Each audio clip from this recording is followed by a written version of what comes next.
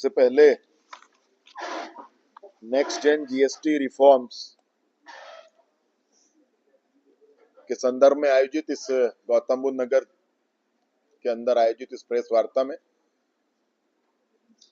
वार्ता में पार्टी के जिलाध्यक्ष श्री अभिषेक शर्मा जी, इस कार्यक्रम के संयोजक देवा भाटी जी, मनोज गर्ग जी, सत्येंद्र नागर जी, धर्मेंद्र कोरी जी, करमवीर आर्य जी और अमित पंडित जी, इन सब पार्टी पदाधिकारियों की उपस्थिति में संगठन की ओर से आप सबका स्वागत और अभिनंदन करता हूं।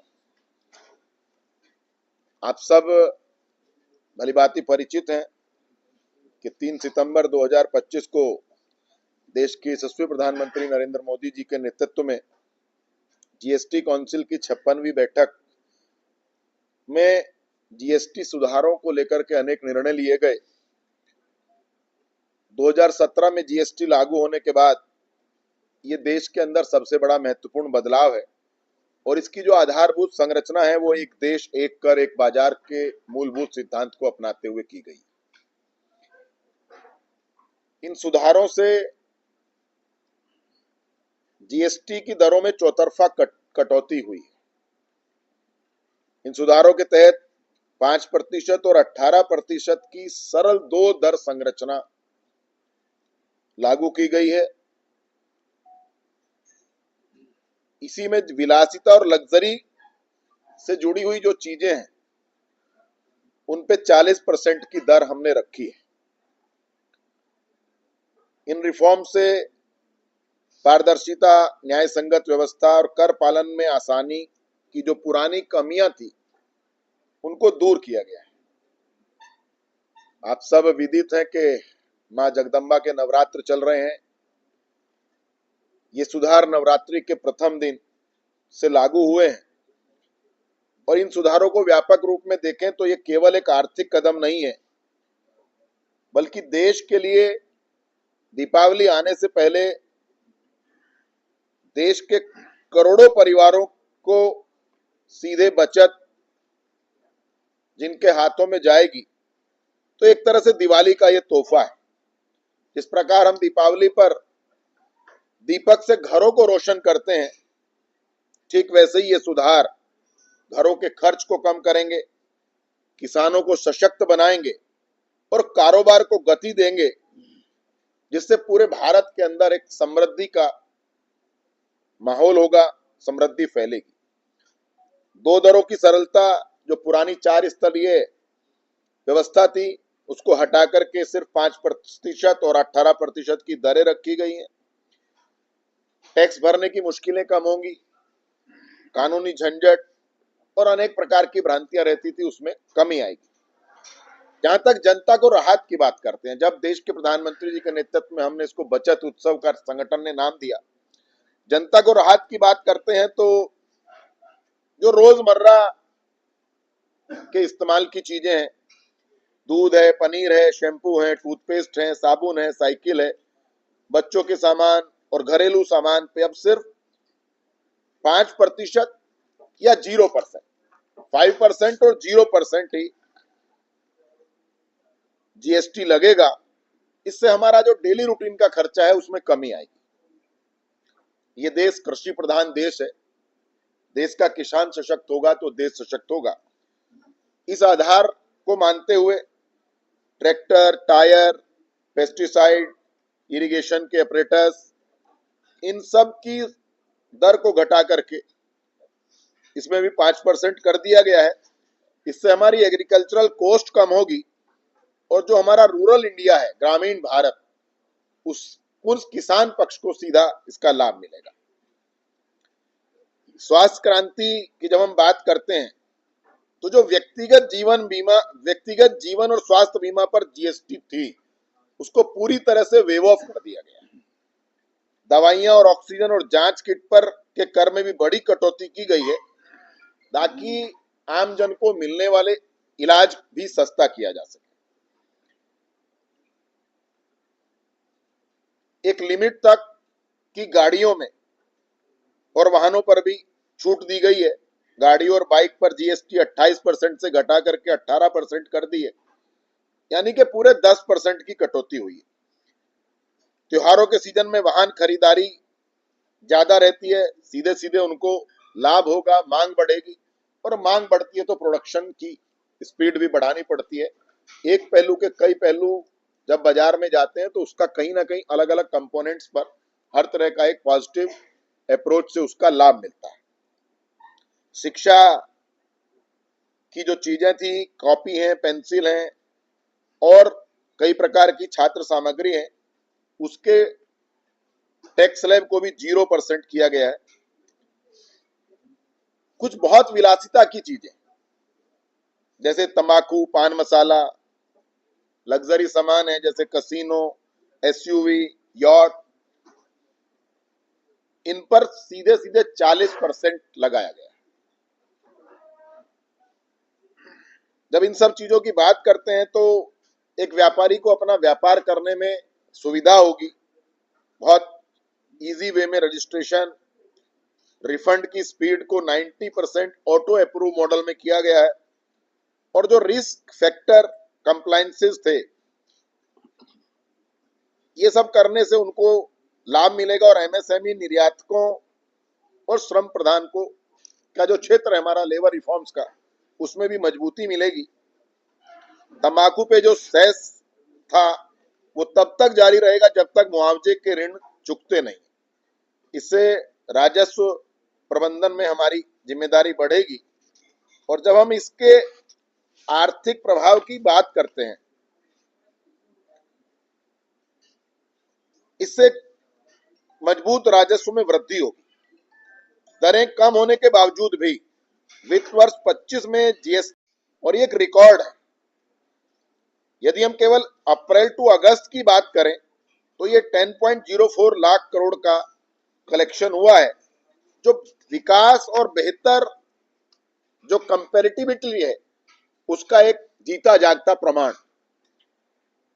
हमारे जो टैक्स स्ट्रक्चर है वो बढ़ा है, और उसमें जो रजिस्टर्ड हमारे टैक्स पेयर हैं 2017 में 65 लाख थे, और अब 2025 में वो 1.51 करोड़ से ज्यादा हो गए। 1.51 लाखों लोग सीधे टैक्स पेयर हुए हैं। इससे भारत की मजबूत अर्थव्यवस्था का पता लगता है। आम इस्तेमाल जो हमने रोजमर्रा की चीजें थी उन पे जो हमने टैक्स स्लैब कम किए हैं, उससे घरेलू मांग जो है वो बढ़ने की उम्मीद है, और मीडियम और लोअर ग्रुप जो इनकम है उसमें ज्यादा डिमांड बढ़ने की एक एक्सपेक्टेशन है। जीडीपी हमारी इस सब चीजों को करने के बाद बढ़ेगी, और कर संग्रह के जरिए जीडीपी में जो वृद्धि का अनुमान लगाया गया है वो 0.2 से 0.3% का बढ़ाने में योगदान इन सब जीएसटी रिफॉर्म से हमें मिलेगा। स्थिर और पारदर्शी दो दर जो संरचना लंबे समय के व्यापार और बिजनेस की जब बात करते हैं, कोई प्लान ऐसा आता है उससे ट्रेडर के अंदर एक भरोसा बढ़ता है। और मेरा ये मानना है कि प्रधानमंत्री जी के नेतृत्व में 2025 में किए गए ये सुधार जीवन में आसानी और व्यापार में भी आसानी के विजन को दर्शाते हैं। देश के सामान्य नागरिक पर कर का बोझ कम करके, किसानों को सशक्त बनाकर और विनिर्माण को बढ़ावा देकर, और इसके दूसरे उन पर स्लैब को बढ़ाकर केंद्र की एनडीए सरकार ने समावेशी विकास और वित्तीय जिम्मेदारी के प्रति अपनी प्रतिबद्धता साबित की है। जैसे मैं हेल्थ पे बात कर रहा था, तो व्यक्तिगत जीवन और स्वास्थ्य बीमा पॉलिसियों पर जो जीएसटी में छूट है, आम जन की जो डेली बुनियादी चीजें हैं उसमें पूरा एक 2014 से लेकर के 2025 तक का जो ट्रैक रिकॉर्ड किसी गवर्नमेंट का होता है वो उसमें एक महत्वपूर्ण भूमिका अदा करता है। यदि इकोनॉमिक सर्वे की बात करें 2014-15 और 2016-17 ने हमें एक आधार तैयार किया था, और जो एक्सपेंसेस कंट्रोल थे, जो जीएसटी रिफॉर्म थे, उसमें भारत को मध्यम अवधि में अपने आर्थिक लक्ष्यों को पूरा कर सकता है। इसका असर जो पड़ेगा, इसका असर बढ़ते कराधार और पिछले दशक में 17 करोड़ नौकरियों के सृजन और भारत को दुनिया की चौथी सबसे बड़ी अर्थव्यवस्था बनने के रूप में हम लोग देख सकते हैं।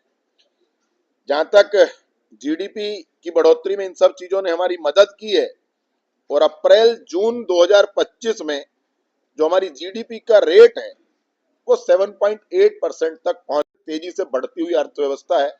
ये सब आप लोग अलग अलग इकोनॉमिस्ट के जो कॉलम आते हैं उन सब में आप ही लोग लिखते हैं, आप ही लोग पढ़ते हैं, ये उसका एक प्रमाण है। और जब हम किसी भी बड़े रिफॉर्म की बात करते हैं तो माननीय प्रधानमंत्री जी ने लगातार स्वदेशी पर जोर दिया है, और इस बचत उत्सव का मूल थीम भी यही है कि हम लोग स्वदेशी बनाएं, स्वदेशी अपनाएं, स्वदेश में निर्माण होने वाली चीजों का ही अधिकतर हम रोजमर्रा की चीजों में भी उपयोग करें। तो सीधा सा एक विषय आता है कि देश का पैसा और देश के हाथ में ही रहना चाहिए। जीएसटी जब से लागू हुई तब से भारत का जो अप्रत्यक्ष कर संग्रह है वो तेजी से बढ़ा है। 4 लाख करोड़ से बढ़कर 2024 में 22.08 लाख करोड़ तक हो गया है, जिसमें जो जिस रेशो में ये बढ़ा है वो 305% से ज्यादा की ऐतिहासिक वृद्धि दर्शाता है। इससे जो रेवेन्यू मिला है उससे देश के अंदर बहुत बेहतर सड़कें बनी हैं, स्कूल बने हैं, अस्पताल बने हैं, दैनिक जीवन को अनेक आसान बनाने वाली सुविधाओं को सरकार के माध्यम से हमने देश को समर्पित किया है। और जब इन सब चीजों की बात करते हैं तो 14 से 24 के बीच में देश के अंदर जो आमूलचूल परिवर्तन हुए हैं, चाहे वो लॉजिस्टिक के माध्यम से हुए हों, चाहे वो देश के अंदर आने वाले अनेक प्रकार का जो इंफ्रास्ट्रक्चर बढ़ा है, उन सब इसका एक आधार है। और जब हम उनकी बात करते हैं तो आज भारत में जो राष्ट्रीय राजमार्ग यानी नेशनल हाईवे का नेटवर्क है उसमें 60% की ग्रोथ है। 2014 में मात्र 91,287 किलोमीटर था और आज 2025 में 1,46,195 किलोमीटर है। दूसरा दुनिया का सबसे बड़ा दूसरा रोड नेटवर्क है। इसी प्रकार जब हम ब्रॉडगेज की बात करते हैं 97.6% इलेक्ट्रिफिकेशन हो चुका है। 144 वंदे भारत देश के अंदर ट्रेनें चल रही हैं। 2014 में चालू हवाई अड्डों की संख्या 74 थी, जो 2025 में बढ़कर 159 हो गई है, जो दुगने से भी ज्यादा है। रक्षा क्षेत्र एक बड़ा ऐसा क्षेत्र है जिसके ऊपर विश्व के अंदर किसी भी देश की दूसरे देशों की नजर रहती है। हमारा ये 24 में 1.27 जो हमारा रक्षा विनिर्माण था, प्रोडक्शन थी, 1.27 लाख करोड़ के रिकॉर्ड स्तर पर ये पहुंचा है। 2014-15 में 46,429 करोड़ केवल था और इसमें 174% की प्रभावशाली वृद्धि हुई है। जो हमारा डिफेंस एक्सपोर्ट था 13-14 में वो 686 करोड़ का था। आज फाइनेंशियल ईयर 2024 और 25 तक ये 23,622 करोड़ रुपए का हो गया है। 34% की ग्रोथ है इसमें। भारत ने किस प्रकार अपने आप को इसमें एक अभूतपूर्व लीडर के रूप में स्थापित किया है, इसका एक जीता जागता प्रमाण अभी कुछ दिन पहले हमने ऑपरेशन सिंदूर के अपने सेनाओं के पराक्रम और शौर्य के माध्यम से देखा है।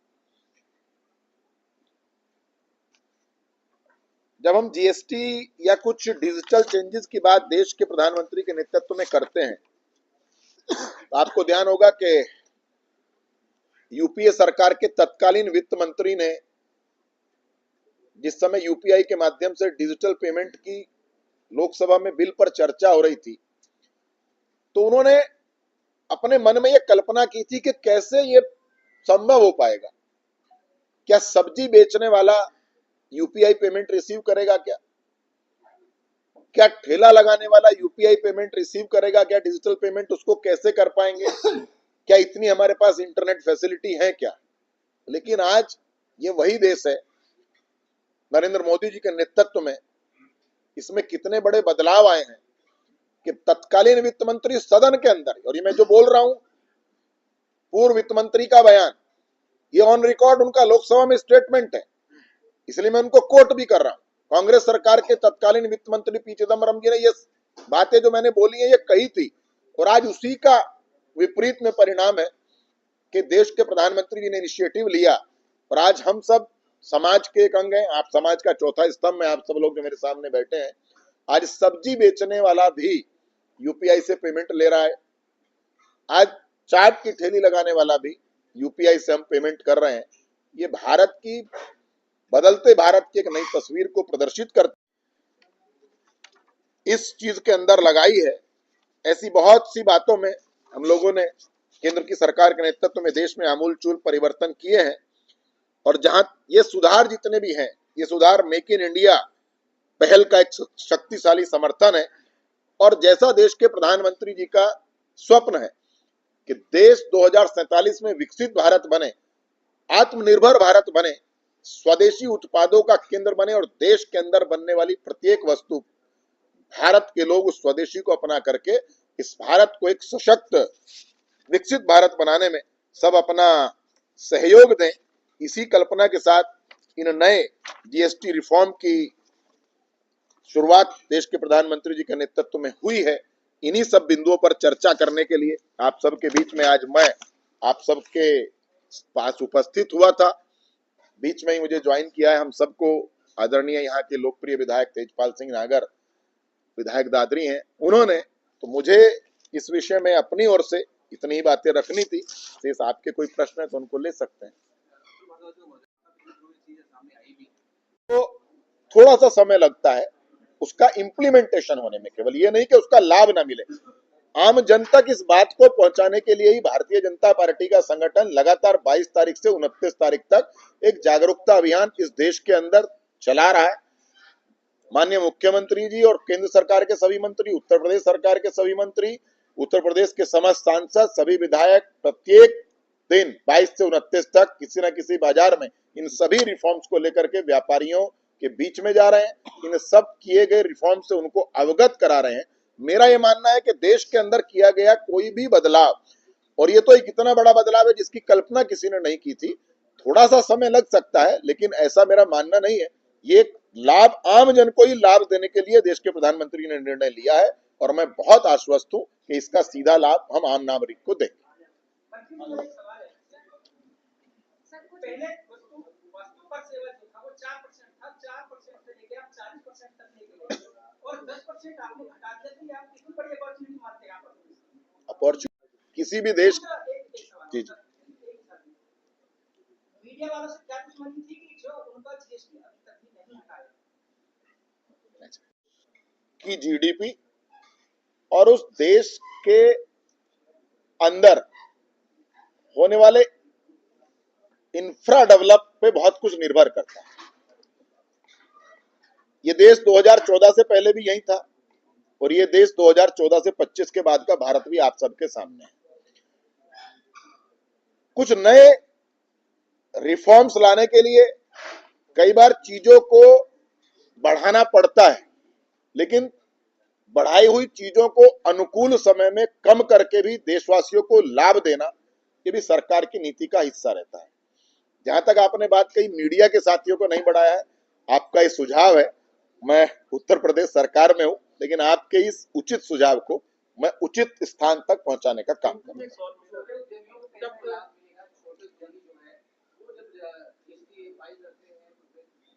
हमारा जोर प्रधानमंत्री जी का स्वदेशी पे है। स्वदेशी का मतलब है कि हमारी एमएसएमई यूनिट, और पूरे संसार के अंदर सबसे ज्यादा एमएसएमई यूनिट्स यदि कहीं है तो इस देश के अंदर है। उन एमएसएमई यूनिट्स के इसका सीधा लाभ मिले, उसके बहुत डिटेल में है, मैं उन डिटेल में जाऊंगा तो लंबा समय लगेगा, लेकिन उनका पर्याप्त उनको सुविधा। लेकिन सर्विस टैक्स जो है जीएसटी का जो है 18% है, बेहतर होता कि इसको 12% ले आते, 18% को सर्विस टैक्स को, जिससे प्रत्यक्ष लाभ मिलता मध्यम वर्ग। अभी एक अभियान चला है प्रदेश के अंदर, इसको केंद्र से ना जोड़ा जाए, विकसित भारत का विकसित उत्तर प्रदेश। उसमें बहुत सारे सुझाव इस प्रकार के हमने पोर्टल लॉन्च किया है, उसमें मांगे माननीय मुख्यमंत्री जी ने कई जगह पीसी भी की है, कई जगह आप मीडिया जगत के जुड़े हुए लोग, उन्होंने बहुत खुल के बोला इसमें सुझाव दीजिए, लेकिन आपने अपने से कहा इसको ऐसा कर लिया जाए। तो इस प्रकार के सुझाव भी अपेक्षित किए गए हैं, अपेक्षा रखी गई है। तो मैंने उन भाई साहब को भी यही कहा, आपको भी कहता हूं कि मैं ये वाली बात उचित जगह पहुंचा दूंगा। बस 2 मिनट की वेट दे दो। किसकी करें पहले? भारत वंदन न्यूज से मैं अंजलि सिसोदिया इस समय YMCA में हूँ, जहाँ हमारे लोकसभा के प्रभारी कुंवर विजय सिंह जी हमारे साथ में। सर, आज GST रिफॉर्म की बात की आपने, तो क्या ये ट्रम्प टैरिफ को भरपाई करने का प्रयास किया गया है GST घटाकर? पहले मैं आपके वक्तव्य को संशोधित कर दूं, मैं लोकसभा का प्रभारी नहीं हूं, उत्तर प्रदेश सरकार में मंत्री हूं और इस जनपद का प्रभारी मंत्री हूं। आपने जो कहा क्या ये ट्रम्प टैरिफ को भरपाई करने की कोशिश है? देखिए, ये भारत है और भारत किसी के टैरिफ से घबराने वाला देश नहीं है। ये वो देश है जिसने अनेकों झंझावतों को झेलने के बाद भी अपनी विकास गाथा को अपनी विकास यात्रा पे लेकर के आगे बढ़ा है। केवल मैं इसलिए आज आया था कि देश के प्रधानमंत्री नरेंद्र मोदी जी के नेतृत्व में जो नेक्स्ट जेन GST रिफॉर्म हमने किए हैं, देश के आम जन को जो GST की दरों में कमी करके जो आम जन को लाभ दीपावली आने से पहले और दीपावली का तोहफा देने का काम माननीय प्रधानमंत्री जी के नेतृत्व में हुआ है, उन्होंने जो किया है उसको ही बताने के लिए, उन सब का क्या लाभ है, क्या प्रत्यक्ष और अप्रत्यक्ष उसके फायदे हैं, उन सब पे चर्चा करने के लिए आज मैं यहाँ उपस्थित हुआ। सर, यदि ग्राहक